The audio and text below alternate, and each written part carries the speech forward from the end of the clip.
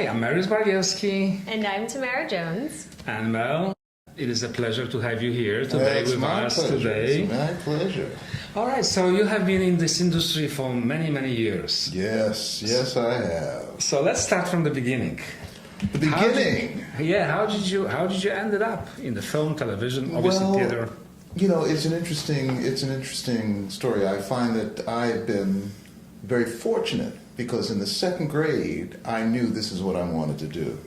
My second grade teacher did a production of The Rosy Cheeked Ghost, and I played Professor Gruesome. And it was just in front of the class, but I knew whatever this was, I wanted to do it. And, you know, then I get to junior high school. And, you know, in New York, it's 7, 8, 9. So 7th grade, I see that they're doing a school play. And that was great. 8th grade, I wanted to be a part of it, but I was informed that only this one particular teacher, her class did it. I went, that's not fair. So I spoke to my 9th grade English teacher, Mr. Rochelle, and he said, you're right. So we had open auditions, and it was for Where's Charlie? It was a musical, and that's where Once in Love with Amy comes from. So I auditioned, and I got the role of Professor Spedicue. It's funny, I can remember all these things. And then Where's Charlie is a musical in which the lead dresses up like his aunt, Charlie's aunt, was the original play. And the kid who was playing it was like the basketball star in school, and he found out he had to dress up like a girl. He goes, I'm not dressing up like a girl. I said, give me that role. And so I ended up with the lead, and I was a fat kid.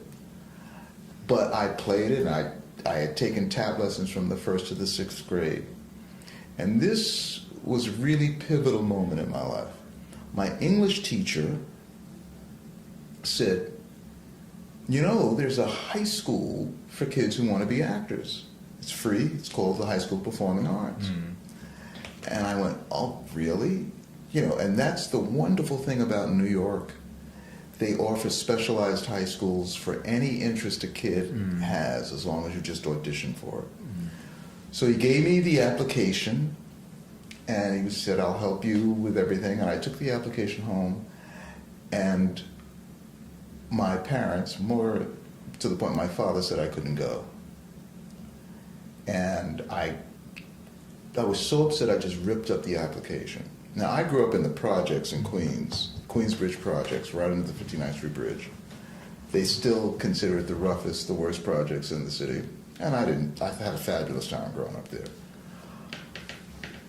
I go back to school, and then Mr. Rochelle goes, well, where's the application? I said, my parents said I couldn't go. I went home. That night, there was a knock on our door in the projects, and it was Mr. Rochelle. He came in, he said, you gotta let your son go to this high school. I don't think anybody would do that this day. I mean, it changed my life. I'm sure I would have found my way. But my father goes, well, can he go to college? He goes, yes, and it's an academic school. So I went to performing arts, had a spectacular time, went to Hofstra University. They said Hofstra, Boston, Carnegie Mellon.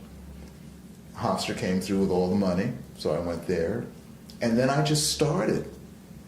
During my time at the High School of Performing Arts, my drama teacher was Vinette Carroll, and she was a wonderful black director, teacher, and she started the Urban Arts Corps with her favorite high school students. And that went on to do Broadway shows. Sherman Hemsley from the Jeffersons, he was part of that troupe. We did it every summer.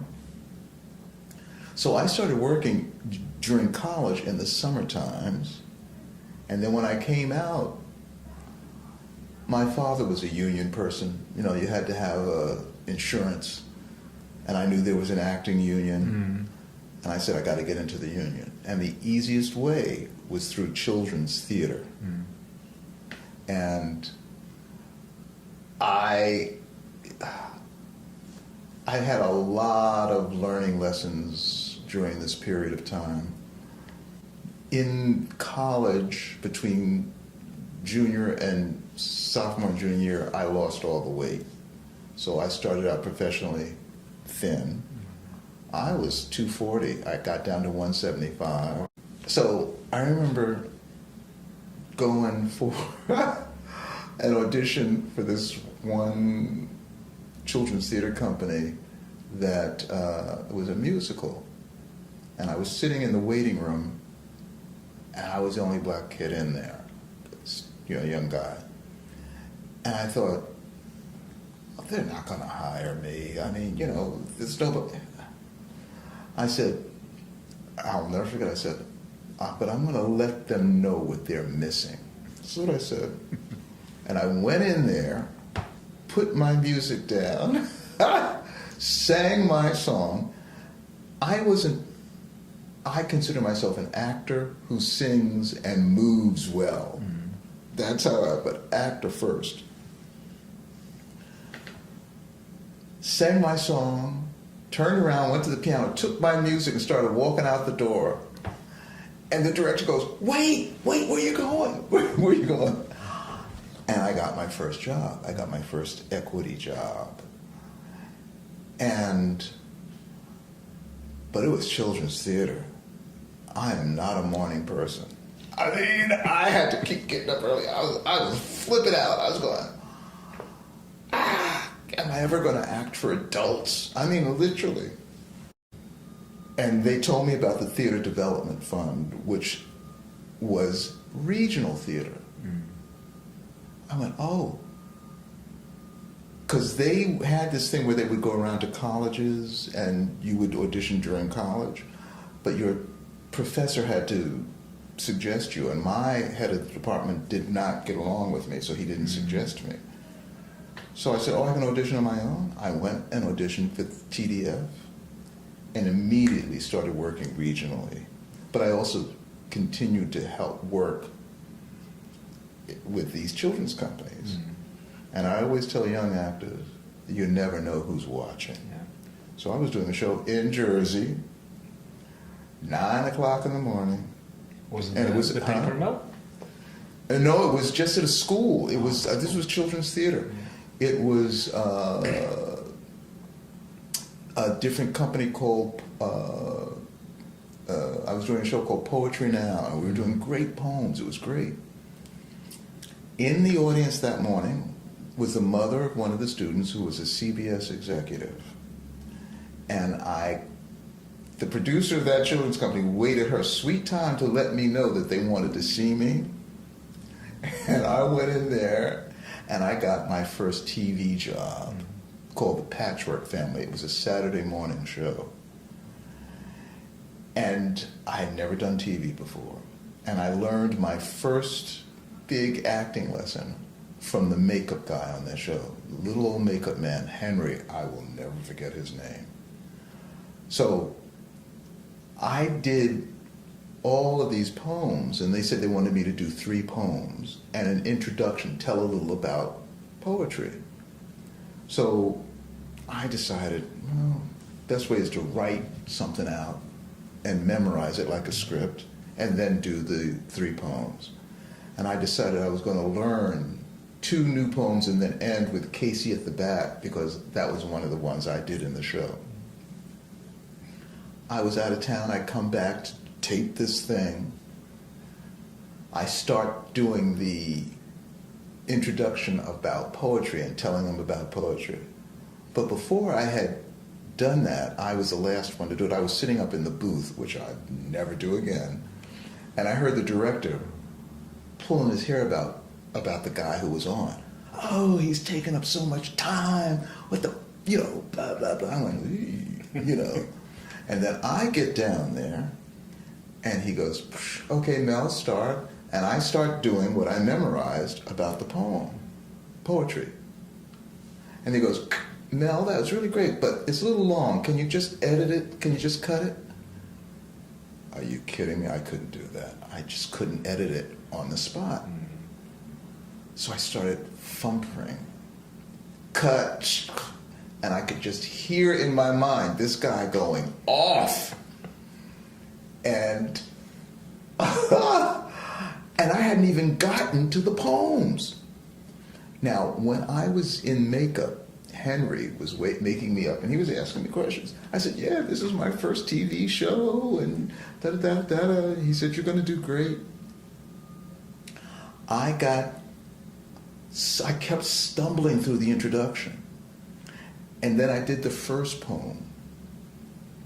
Stumbled through that. I was flipping out. I stumbled through the introduction, made it through the first poem, started the second poem, and then there would have been a break, but they were all one take. And the second poem was something, the line was, let the sofa be mountains, the carpet the sea. There I'll establish a city for me. I went, let the carpet be mountains. And I stopped, and I started to freeze, and tears were about, and I heard, makeup, makeup, Henry, that makeup man. He came, he stopped the taping, took me to the side, and took his makeup thing and started just dabbing the tears out of my, he goes, you're doing fine. He says, you're going to do a great job. I'm going to stand right by the camera. He goes, I want you to do it to me.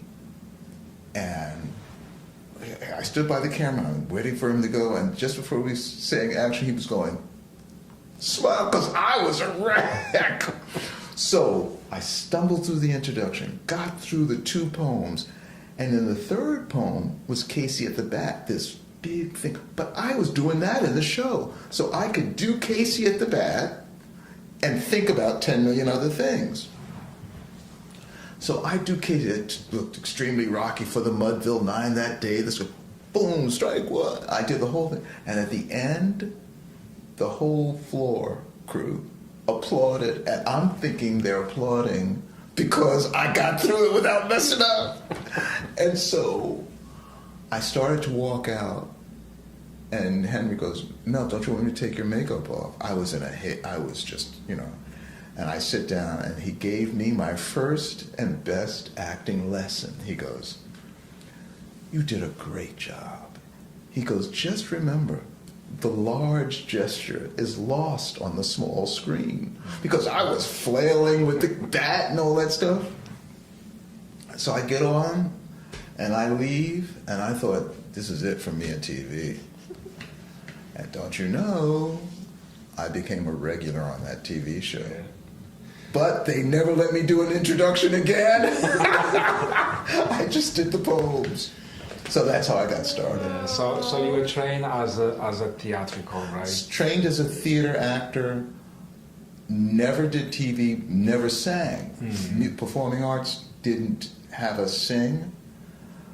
Hofstra was a classic. It had the Shakespeare Festival.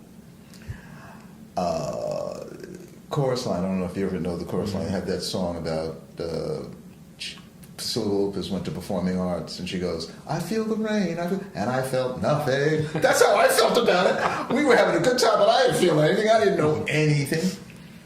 But once I started doing regional theater, I became sort of the king of regional theater. I was going everywhere, doing fantastic, but it was all theater.